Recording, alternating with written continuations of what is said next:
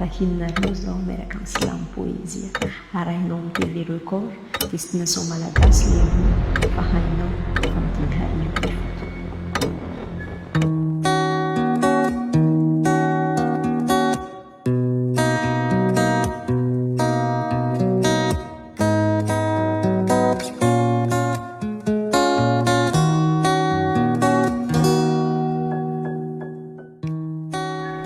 Am 26 avril am zoma ho avy tia vahininareo zaho miaraka amin'ny silamo poezia arahinao amin'ny TV Record destination malagasy leroa fa hainao amin'ny 5 le fotoa. Ajateza maserareo raho mpamonjy lamesa maray mpiservi fa izay natolosoa fianara katesizy raho vita sakramenta laniko tsy misy pito tsy didy folo anaty testamenta. Ho an'ny mpikarakara lanonana mo averiko kely ihany hoe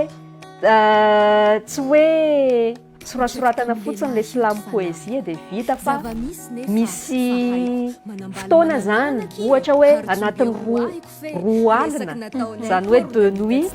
nilay olona mieritreritra n'iny zavatra iny nanoratra anazy dia misy travail zany tao anatiny fa tsy hoe sorasoratiny eo fotsiny rangaha be dia be mantsy ny olona mieritreritra hoe mipetraka eto fotsiny dia mahatafavoaka an'le izy.